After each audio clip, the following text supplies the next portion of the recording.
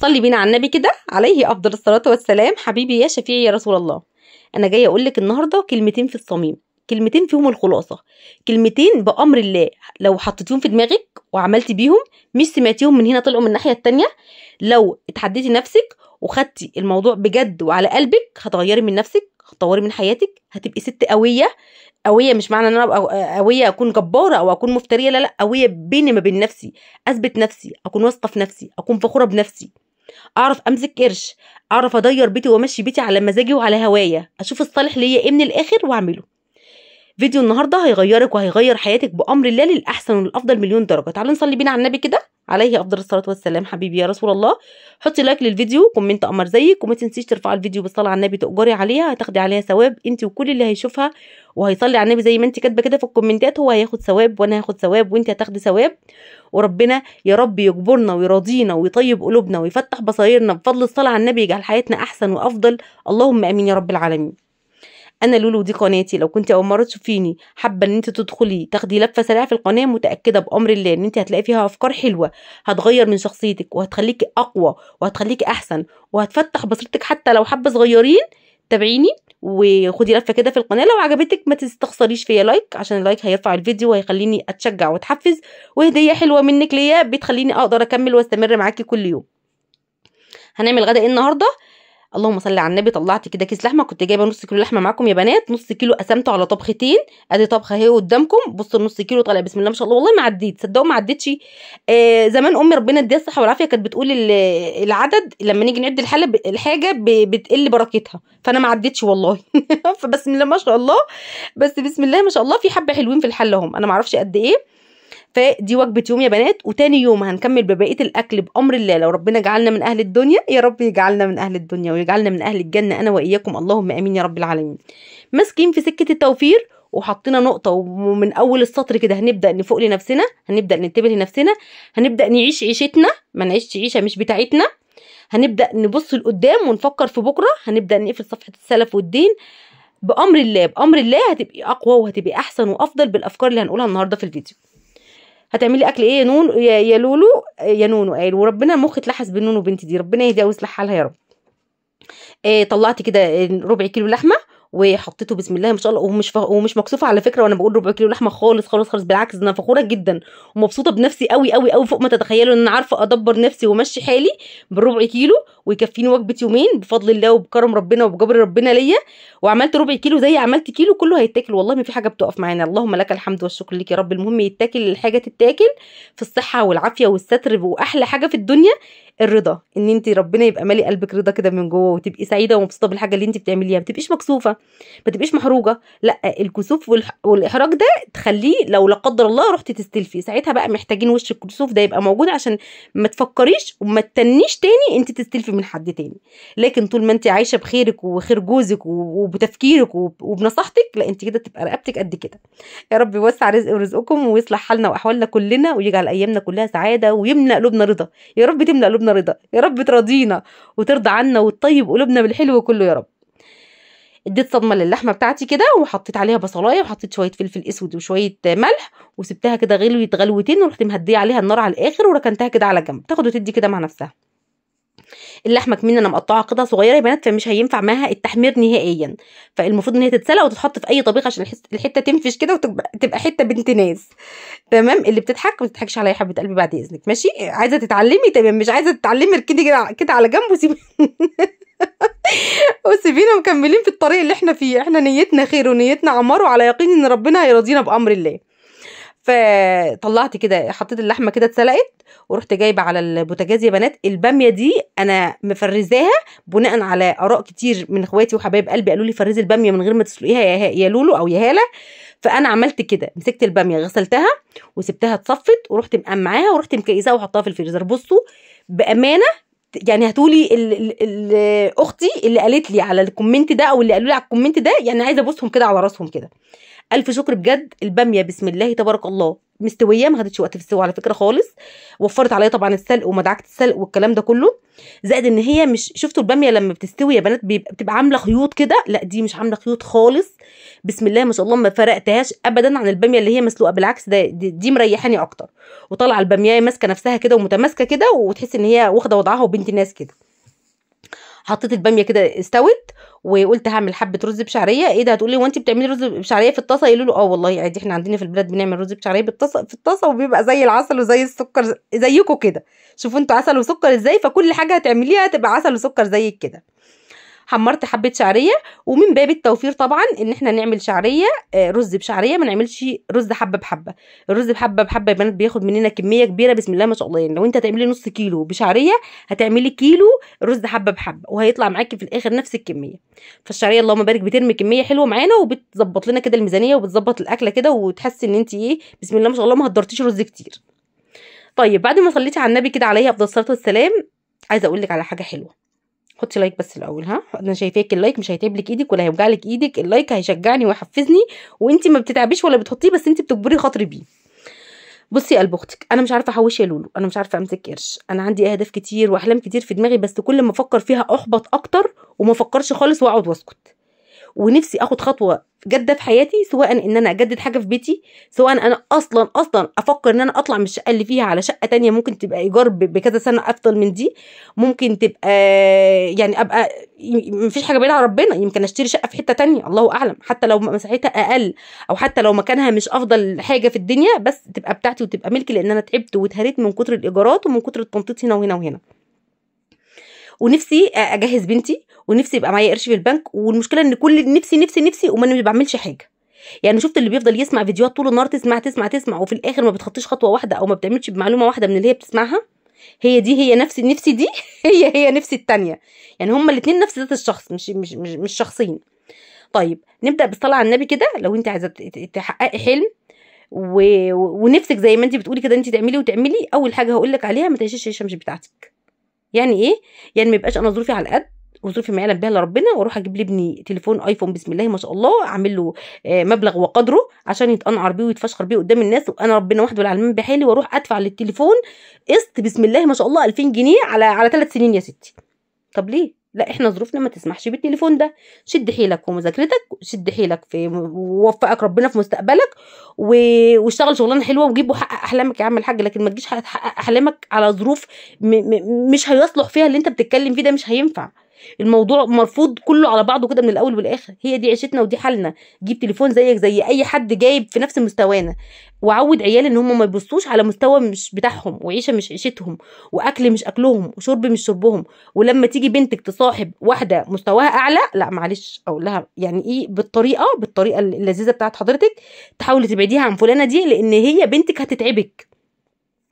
ابنك كذلك الامر هيتعبك. ليه؟ لان هو مصاحب ناس اعلى مننا في المستوى، فبالتالي هيجي عايز، شايف ده بياكل وشايف ده بيشرب وشايف ده بيخرج وشايفه بيلبس، عايز كل اللي صاحبه بيعمله عايز هو يعمله. فانت لما تبقي عارفه اصحاب عيالك ايه، امهم وابوهم مين، مستواهم زي مستوانا ولا ضاربين في العالي ما شاء الله، مصاحبين لي بسم الله ما شاء الله كبارات البلد، لا انت لو رضيتي بالوضع ده انت هتتعبي نفسيا على فكره، وهتضغطي جدا، وهيطلع ابنك يعني مش هقول لك بيتقنعر، هيطلع تلقائي عايز يعمل زي صاحبه في كل حاجه، وانت ظروفك ما تسمحش. فانت الموضوع ده هيبقى ضاغط جدا عليكي، يا اما هتضغطي جدا على نفسك وتحققي له احلامه، يا اما هتفضلي تستلفي وتتديني وتحققي له برده احلامه، وفي كلتا الحالتين انت هتخسري ابنك قبل ما تخسري فلوس او تخسري اي حاجه. ليه؟ لان هو بقى عنده طموح مش بتاعه، حاجات انا لسه بدري على الكلام ده خالص. فدايما ندور على اصحاب عيالنا ان هم يبقوا من نفس مستوانا، عشان احنا ما نتعبش ونتعبهم برده معانا. عشان انا ظروفي ما ينفعش تبقى ظروفي على قد واروح استلف واجيب لبنتي بلوزه عشان صاحبتها جايبه بلوزه ب 700 جنيه. لا يا حبيبه قلبي، اكلمها بالراحه واقول لها احنا ظروفنا بلوزه ب 200 جنيه، احنا ظروفنا كوتشي ب 200 جنيه، حوال البراندات اللي صاحبتك بتجيبه والهدوم اللي تجيبها من الحته الفلانيه والحته الفلانيه وبتصيف في الحته الفلانيه، الحوار ده ما يمشيش معايا. حاولي تقصري مع صاحبتك دي، وفي اصحاب كتير جدا وكويسين ومحترمين على قد حالنا وعلى قد ظروفنا، علشان احنا من يعني ايه الموضوع ما يبقاش ضغط علينا. لو انتوا شايفين يا بنات ان انا تفكيري غلط، بالله عليكم اكتبوا لي في الكومنتات، بحيث ان انا بتعلم منكم، وانتوا برضو لو عندي معلومه او افدتكم بحاجه يمكن تفوقكم، يمكن الفت نظركم ليها. وطبعا ربنا يا رب يجعلنا دايما سبب كده في تفتيح البصيره، ويفتح بصيرتنا احنا نفسنا يا رب، اللهم امين. طيب اروح عند سلفتي، ارجع عماله اهري وانكت، وبصي بطني وجعاني كده من شقتها، وبطني وجعاني من عفشها، ومن طقم الحلال اللي جايباه، ومن دي ومن دي ومن دي ومن دي، وانا ما اعرفش هي جايبه الحاجات دي امتى او جابتها ازاي او ظروفها ايه. فابقى عايزه اغمض عيني وافتحها اجيب الحاجات دي. ما هو ما ينفعش بالليل تفكري انت تحوشي والصبح تروحي تفتحي الحصاله تلاقي فيها مبلغ وقدره. احنا بالنسبه لنا يعني انا كواحده بالنسبه لي ست بيت، بالنسبه لي ال1000 جنيه لو حوشتها ببقى بتنطط كده. ال1000 جنيه لو حوشتها وجمعت عليها 1000 كمان، يا نهار ابيض وما بلحق يعني. بصوا يعني مش عارفه اعبر لكم ازاي كميه فرحه ملهاش اول من اخر. حته ان انت تمسكي في باب التوفير وباب التحويش وتعرفي تمسكي قرش، يا اما تحطي فلوسك في محفظه بتاعه فودافون او اتصالات، يا اما بتحوشي فلوسك في حصاله، الحصاله تكون مغلقه ومقفوله ومتبرشمه من كل الجهات، لكن انت كده هتحوشي تمام. لكن حته ان انت تحوشي وتركني الفلوس، حطها في جيب بيجامه في الدولاب، حطها في زعبوط بتاعه رنج في الدولاب، حطها في شنطه قديمه في الدولاب، ده ما اسمه تحويش. ده ما اسموش تحويش خالص. احنا كده بنضحك على نفسنا قبل ما نضحك على اي حد. مجرد بس ما تعوزي اي حاجه او نفسك تهفك على اي حاجه، انت دماغك اولا بتروح على طول جري للفلوس اللي انت حطاها في الدولاب. فيعني الفلوس ما بتلحقش تتحوش، ما بتلحقش، وربنا ما بتلحقش ترتاح كده من بحطه ايدك كده. لكن لما ابعد الفلوس عن ايدي واتعامل على ان انا باخد مبلغ 4000 جنيه مصروف ليا في الشهر، بعامل نفسي ان انا باخد 3000 ونص وبصرف ال 3000 ونص واوشي نفسي على 3000 ونص، وبنسى ال 500 جنيه التانيه اللي هي انا وفرتها دي، بنساها خالص واستبعدها خالص عني. انت مش هتستبعدي ال 500 جنيه دول الا لو بعدوا عن عينك وعن ايدك. ال 500 جنيه دول يا تتحطوا في الحصاله اللي متقفله اللي انا قلت لك عليها، يا اما تحطيهم في الفيزا بتاعتك، او تحطيهم اللهم صل على النبي في الكاش بتاعك، او تحطيهم بتبعديهم عنك وخلاص. الفلوس طول ما هي موجوده في الدولاب انا معتمده عقلي الباطن كده، دماغي كده من جوه متكوله على الفلوس دي. فانا خلاص مجرد اقل حاجه اطلع اجري اجيب الفلوس واصرفها. الناس اللي بتقول لك جالي كومنت والله ضحكني يا بنات امبارح على، شفتوا يا بنات فاكرين الفيديو اللي انا عملته معاكم اللي انا فضيت فيه الحصاله الفضيه؟ واحده طالعه بتقول لي ومعاكي فلوس وعارفه تحوشي واحنا مش لاقيين ناكل. لا حول ولا قوه الا بالله. انا خدت حاجه من جيبك يا حاجه؟ زين سؤال بيطرح نفسه.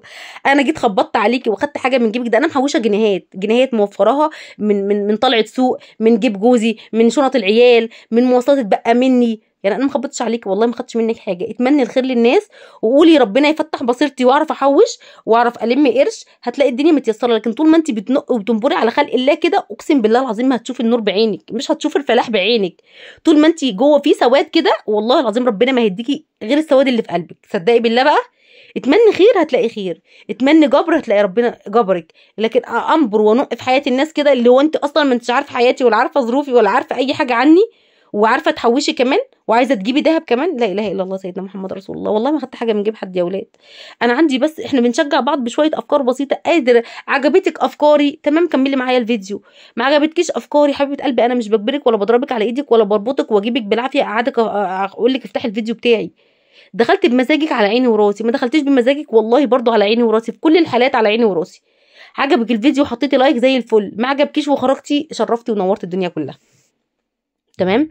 بس لما انا الاقي فكره حلوه وتعجبني واروح انفذها تمام الدنيا زي الفل. طب ليه ما فكرتيش ليه انت تجيبي الحصاله وجربي تحطي فيها جنيه في جنيه؟ ان شاء الله الحصاله دي تميلي على مدار سنه، بدل ما اقول عارفه تحوشي وعارفه تجيبي. طب ما احنا نشغل دماغ شويه ان شاء الله باذن الله انت كمان تعرفي تحوشي وتعرفي تجيبي.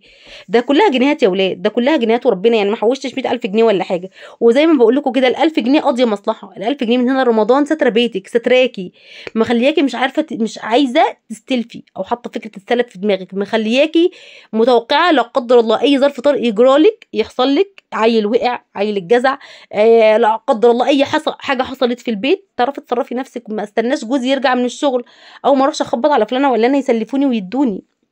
شغاله الدماغ شويه. وحوار ان احنا كل فلوسنا مصروفه على الاكل والشرب. الاكل يا بنات ما بيبطلش والشرب ما بيبطلش. احنا هناكل النهارده على فكره، وبكره باذن الله هندور على حاجه ناكلها تاني. احنا هنتغدى النهارده وبامر الله بعد ساعتين 3 العيال هيجوعوا ويدوروا على حاجه يتعشوا بيها، صح ولا لا؟ فانا جبت سويت الفرخه 3 كيلو، سويت 2 كيلو لحمه، زي ربع كيلو، زي نص كيلو، كله بيأدي الغرض في الاخر. والدنيا بتتستر والدنيا بتمشي ببركه ربنا كده. وطول ما انت نيتك فيها خير ونيتك فيها عمار مش هتلاقي الا العمار والخير قدامك. تمام كده. طيب الهدف اللي انت بتحطيه وتحويشك اللي انت تحوشيه ضغطني نفسيا من كتر ما انا عماله احوش. حتى لو بحوش مبلغ قليل جدا لا يذكر بس زنقني. تعالي بعد ما حوشتي مثلا طلعتي مثلا حوشتي يا ستي 500 جنيه فرحتي بيهم قوي، فكي عن نفسك. اقعد اسبوع كده ما احوشش واجيب حاجه نفسي فيها او العيال نفسهم فيها، او يعني انسى التحويش شويه، صدقيني مش هتعرفي تنسيه. هتلاقي نفسك عايزه ترجعي اقوى، فرحتي بال 500 جنيه اللي انت حوشتيهم وعاوزه ترجعي اقوى، وعايزه بدل ما احوش 500 لا انا هتك على نفسي شويه كمان، وبدل ما بحوش 500 هحوش 1000 جنيه. اجي بقى اكسي بيها نفسي، اجي بقى على دخلة ايدي اجدد حاجه في البيت، اجي اجيب اي حاجه. طب في ناس ظروفها ما تسمحش ما بتمسكش فلوس، يبقى ايه هدفي في الحياه؟ هقول لك بعد ما تصلي على النبي، وما تبخليش بالصلاه على النبي في الفيديو يا بنات، وما تبخليش باللايك عليا الله يعزك. لو انا ظروفي على قد وجوزي مثلا ماسك مصروف البيت ومش ممسكني حاجه ومش عايزني اشتغل في نفس الوقت، وفي يعني النوعيات دي موجوده في حياتنا كتير، هو ماسك مصروف البيت ومش بيمسكني فلوس ومش مخليني اشتغل، وانا عايزه امسك قرش في ايدي، طالما هو مش راضي يخليكي تشتغلي اقترحي عليه، قولوا له اعمل لي مصروف شهري، اعمل لي مصروف يومي، كل يوم اديني 5 جنيه، اعتبرني بجيب بيها كيس شيبسي 10 جنيه، امسكي ال 10 جنيه سقطيها في الحصاله. جمعتي الفلوس دي، معلش انت اللي هتودي الفلوس دي لمامتك ولا لباباك ولا لاخواتك، انت هتيجي بقى بعد ما الفلوس دي تتجمع مبلغ حلو، يا تجيبي لنفسك عبايه، يا تدي حاجه في البيت، يا تجيبي حاجه شخصيه ليكي، حاجه بتاعتك، مش لازم اعرف اللي قدامي هجيب ايه، فاهماني؟ مش لازم تشرحي له انا عايزه اجيب كذا كذا كذا، لا حوشي الفلوس وجيبيها بيها الحاجه اللي نفسك فيها. طيب اتفقنا على موضوع ان هو ما بيدينيش فلوس. بالنسبه طيب ان انا عايزه احط هدف قدامي وانا مش بمسك مصروف البيت او مش ماسكه فلوس، او عايزه يعني احس ان انا عملت حاجه في حياتي، هقول لك تعملي ايه بعد ما تصلي على النبي كده عليه افضل الصلاه والسلام. تعرفي تربي عيالك صح. يعني ايه يا لولو؟ يعني تعرفي تعلمي عيالك صح وتربيهم وتخلي بالك منهم، وتشغليش نفسك باي حد في الدنيا الا بعيالك. عيالك دول استثمارك على المدى البعيد وعلى المدى القريب، ودلوقتي وبكره وفي كل ثانيه وفي كل لحظه. تعرفي تبذلي وقت جبار ومجهود جبار ان انت تطلعي عيالك صالحين، تطلعيهم فالحين، تطلعيهم محترمين يخافوا من ربنا ويقدروا اللي قدامهم ويحترموا اللي قدامهم. ابني يبقى حد دخل عليه عمه ما يبقاش داخل على ابني وابني قاعد وحط رجل على رجل. بنتي ما ينفعش تبقى قاعده قدام ستها او قدام عمتها وخالتها وحاطه رجل على رجل. ابني ما ينفعش حد يدخل عليه ما يقومش، احترام للبني ادم اللي دخل ايا كان مين اللي دخل، ان شاء الله حتى يكون اصغر منه في السن. تعرفي تاخدي كورسات، تدي نفسك كورسات في تربيه العيال، انت تربي عيالك تربيه صحيحه تربيه سليمه، تطلعيهم جيل صالح جيل تتكلي عليه. انت كده اغنى واحده في الدنيا لو عرفتي تعملي الحته دي، بعيد عن اي فلوس واي استثمار واي حاجه ماديه تمسكيها في ايدك. انت تعرفي تربي صح وتعلمي صح وتبذلي قصارى جهدك كده ان تطلعيهم رجاله وتطلعيهم بنات يشيلوا مسؤوليه وتسترك في بيتها لما تروح في بيتها في يوم من الايام. الله اعلم انا هعيش لهم العمر كله ولا لا، بس يمكن ربنا قادر كريم يخليني اعيش، بدل ما يعني لو انا حاطه في دماغي ان انا هموت بعد 50 سنه يمكن ربنا يخليني اعيش 70 سنه، فاشوف بقى تربيتي عامله ازاي، اشوف الجيل اللي انا ربيته صح ده عامل ازاي، وساعتها هبقى حاسه ان انا اغنى حد في الدنيا واحسن حد في الدنيا. ما تستهونيش بالعيال وتقولي لا هم هيتربوا الزمن بيربي، لا انت هتربي قبل الزمن. الزمن اللي احنا فيه ده صعب قوي قوي قوي كتربيه وكطبع وكطباع وكاسلوب وكطريقه وككل حاجه. العيال بتطلع عينينا حرفيا، فلو ما اتبهتيش لعيالك وقت ما يبداوا يضيعوا، صدقيني وقت ما يبداوا يضيعوا مش هتعرفي تلميهم. لازم تلحقيهم من بدري وتركزي معاهم من بدري وتفوقي لهم من بدري وتحاولي ترضيهم وتحاولي تفرحيهم وتحاولي تبسطيهم على قد ما تقدري. هتحسي ان بيتك فعلا بقى جنه، هتحسي ان بيتك فعلا انت عامله فيه انجاز كبير قوي قوي قوي، والانجاز ده وزن بكنوز الدنيا. والله العظيم ما هتيجي حاجه لو خيروكوا بين كنوز الدنيا وبين ولادك انت تربيهم تربيه صالحه ويطلعوا مهندسين، يطلعوا دكاتره، يطلعوا ما شاء الله جيل صالح، هتقولي لا انا اختار ان اربي ولادي صح ومش عايزه فلوس ولا عايزه اي حاجه. سامعين نونو عامله قلبان ونونو عامله دوشه وما بعرفش اسجل منها خالص. بصوا ايه يا قلبي، تعالي علي زعقلك ده انا هقطعه دلوقتي. زعقلك ليه؟ مش راضي يخليكي تنامي جنبه؟ ماشي انا هاجي اربيه دلوقتي، اقعدي بس ما تعمليش دوشه. ماشي سيبيها. طيب صلينا على النبي كده وانا سايبه الفيديو شغال كده مع نفسه بعد ما عملنا حبه الباميه، وبقول لكم نونو بتيجي بتخليني افقد تركيزي وما بعرفش نفسي بقول ايه، اقسم بالله. ربنا يرزق كل مشتاق بالذريه الصالحه يا رب، اللهم امين يا رب العالمين. بعد ما عملنا الباميه غسلنا المواعين كده وشطبت المطبخ وظبطت الدنيا، واحلى حاجه في الدنيا اخش كده المطبخ يا بنات وهو رايق. دخلت المطبخ، عايزه تاكلي؟ انت افتكرتي يعني بسيره المطبخ؟ ماشي اقعدي هنا هخلص الفيديو واحط لك تاكلي. ماشي سلمتي على صاحبتك؟ لا. طب سلمي عليها، سلمي عليها. قولي لها عامله ايه صاحبتي؟ وحشتي. عامله ايه صاحبتي؟ قلت لكم امبارح تعالوا السعوديين يجوا. مش راضيين يجوا، مش لا فاضيين. يا حرام مش راضيين يجي ليه؟ مش عارفه. تعالوا حالا. ماشي، قول لهم حطوا لايك لماما والنونو. حطوا لايك 2، حطوا لايك 2. 1 لماما و1 للنونو. 1 لماما 1 لنونو. بس نقعد ساكتين بقى، خلينا نكمل الفيديو. شطوره، اقعدي كده. كان عندي حبه غسيل كده، بسم الله ما شاء الله، طبقتهم وروقتهم. ويوم الجمعه ده ظبطي نفسك وظبطي حالك ان يوم الجمعه ده يبقى ما تعمليش فيه حاجه نهائيا. يعني انا ظابطه كده في دماغي وحاطه كده في دماغي ان يوم الجمعه ده اجازه جوزي، يعني ما بفكرش بشيلين كده ان انا اقوم اتحرك اعمل اي حاجه. ببقى عايزه اقعد، يعني عايزه يعني ريست. احنا طول الاسبوع طحن طحن طحن، فيوم الجمعه ده ناخده ريلاكس كده، نهدي من نفسنا. اكون عامله اكله حلوه من قبلها بيوم، اكون عامله صينيه كيكه، عامله حاجه حلوه، ممكن اجيب لهم سمك مشوي على قد ما اقدر. بحاول ان احنا يبقى في حبه الدفى الاسري ده اللي بيبقى موجود يوم الاجازه، اللمه الحلوه اللي احنا حتى على الاقل نشوف وش بعض. يعني يوم الجمعه ده يوم الاجازه نشوف وش بعض، نعرف ملامح بعض عامله ازاي، بدل ما احنا طول الاسبوع كل واحد على تليفونه وكل واحد مكفي على لو بيذاكر، لو رايح مشوار، لو جاي من درس، لو معرفش ايه. فتعالي يوم الجمعه ده اعملي جو لنفسك ولبيتك، جو يبقى مميز، جو يتحفظ في دماغ العيال، جو حلو يحببهم في يوم الجمعه، يحببهم في اليوم اللي بابا قاعد فيه اجازه. على قد ما بنقدر بنحاول نسعى ان احنا نوفر لهم الجو ده. بس يعني ربنا بيعين وربنا بيقوي وربنا بيساعد وربنا بيفتح البصيره طول ما انت عايزه تتعلمي، وطول ما انت عايزه تجددي من نفسك، طول ما انت عايزه تبقي احسن وتبقي اشطر وتبقي ست بيت كده ب100 راجل.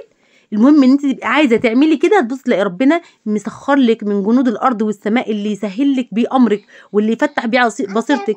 تلاقي قدامك فيديو جاي لك كده، ما يعني اتفتح قدامك بالصدفه، يتفتح بالصدفه بس تطلعي منه بمعلومه مستفاده. فسبحان الله تحسي ان ربنا عايزك تبقي بصيرتك متفتحه كده، عايزك تبقي حد كويس.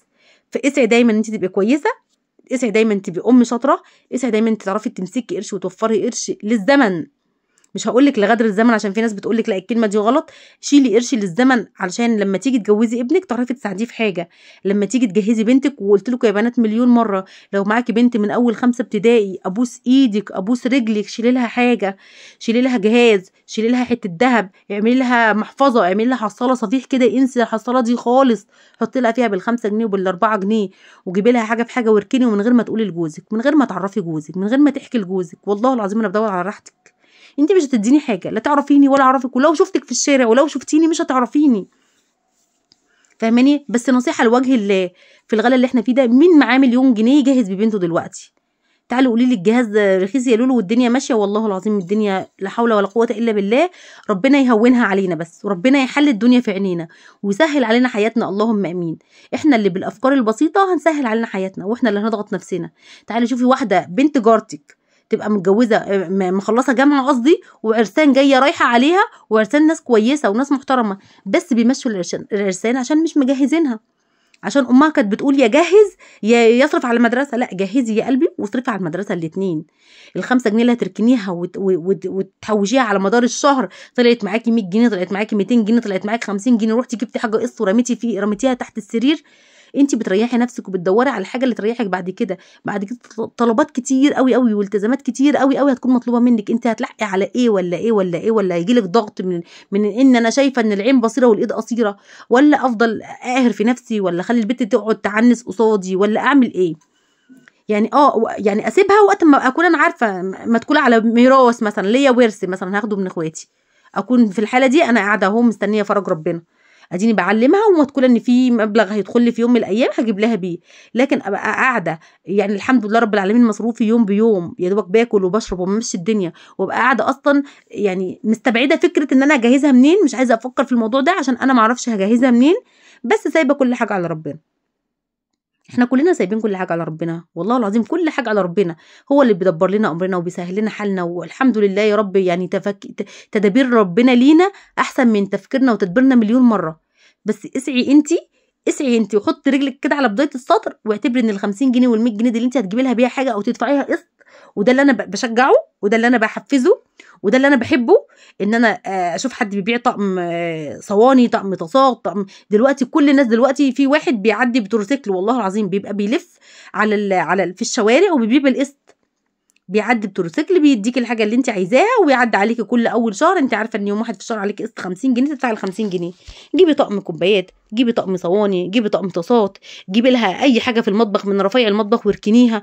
مش هتحسي بيها لما تدفعي 200 جنيه ولا 100 جنيه كل شهر. حتى لو هو يعني الحاجه القسط اللي هو واخدها اللي انت واخداها منه دي مزود عليكي في الفلوس، انا مش هحس على فكره ان هو مزود عليا في الفلوس. ليه؟ لان انا ال 100 جنيه اللي انا هدفعها دي رايحه من مصروف البيت، مش فارقه معايا. يعني ادفع 1000 جنيه اروح اجيب بيها، انا مش معايا ال 1000 جنيه دلوقتي عشان اروح اجيب بيها طقم كوبايات او طقم، قصدي اللهم صل على النبي، طقم صواني. فاروح ادفع 1400 جنيه او 1300 جنيه مع العلم ان انا هدفع كل شهر 200 جنيه عادي تمام. هتعرفي تحوشي كل شهر 200 جنيه وتروحي تجيبي لها بيهم الطقم على بعضه، امين زي الفل. مش هتعرفي تحوشي، خلاص جيبي قسط. جيبي قسط ورايحه مصروف، كانك بتجيبي اكل في البيت، حبه بطاطس، حبه طماطم، حبه بصل، والدنيا بتمشي والله. حاولي تسهلي على نفسك الدنيا ودماغك تبقى شغاله وتفكري في بكره، تقولك بكره من هنا لبكره ربنا يعدلها. احيينا النهارده وموتنا بكره. الله اعلم بكره ايه اللي هيحصل، من شاء الله يحصل كل خير، وان شاء الله هتحيي النهارده وهتحيي بكره وهتحيي لغايه لما تجوزي ولادك، وربنا يبارك في عمرك وتفائلي بالخير، هتجدي خير قدامك، وربنا يفتح بصيرتك وتنتبهي لنفسك. وحتى لو معاكي ولد مش معاكي بنت، وفري له واركني له كده قرش على جنب، جيبي له سبيكه دهب اركنيها له. ناس تقول لك برضه سبايك تانية يا لولو، بتتكلمي في دهب تانية يا لولو؟ هتكلم في الدهب تاني وتالت وعاشر، وطول ما انت حاطه هدف قدامك والله العظيم والله تاني يا بنات، لو جوزي شغال باليوميه وحاطه انت تعرفي توفري وتركني، لا هتوفري وهتجيبي وهتجهزي. وساعه لما يبقى مدخول على واحده عارف ان هي جدعه كده، هيبقى عايز يبوسك من راسك كده، يبوس راسك كده ويقول لك انت الحاجه الحلوه اللي ربنا اداهاني عشان واقفه في ظهري وواقفه سندهاني.